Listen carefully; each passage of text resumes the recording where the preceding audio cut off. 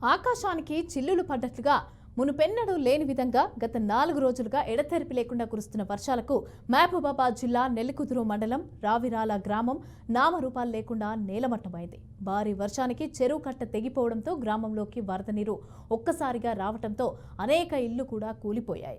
ఇక ఇళ్లలోకి వరద నీరు చేరటంతో నిత్యావసర వస్తువులు తడిసి ముద్దయ్యాయి. గ్రామంలో దాదాపు 5 ఇళ్లు నేలమట్టమయ్యాయి. 25 ఇళ్లు పాక్షికంగా దెబ్బతిన్నాయి. 150 గొర్రెలకు కొట్టుకుపోయాయి. ఇక పంట పొలాలు దెబ్బతిన్నాయి.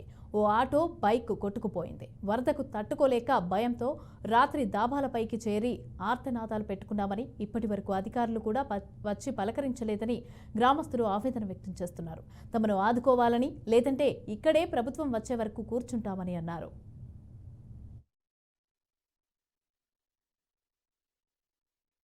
రావిరాల, నా పేరు చిప్ప నరసమ్మ. రావిరాల 12 రాత్రి నీళ్ళు వచ్చినాయి. నీళ్ళు వచ్చే వరకు ఇంటి పక్క వాళ్ళని పిలిచి నన్ను తీసుకొచ్చి ఇవతలేసినాక అసుంట పోయినాక ఇల్లు కూలింది. ఇంట్లో కాగితాలు, పొలం కాగితాలు, ఇల్లు కాగితాలు, బంగారం 20,000 రూపాయలు ఇట్లు పోయినాయి.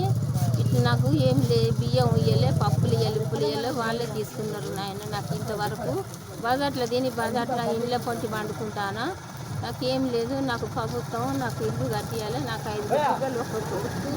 ఇప్పుడు నాకేం లేదు. మీరు ఇచ్చినాక నేను ఇక్కడ నిరాటించబట్టినే ఉంటాను. నాకు ఏది లేదు, ఇల్లు కట్టియాలి. నాకు ఏం భూములు లేవు, ఆస్తులు లేవు, పాతులు లేవు.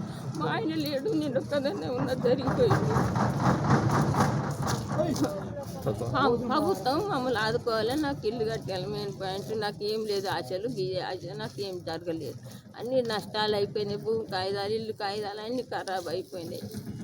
ఏం లేదు ఆయన నాకు. నేను ఇట్లనే నేను అధ్యక్షపడతాం. మీరు ఏదన్నా ఇచ్చిందనుక. పేరు శ్రీరామ్ వెంకన్న, రావిరాల. రాత్రి 1:30కు నీళ్ళు వచ్చినాయి. మొత్తం ఇల్లంతా ఊలిపోయింది.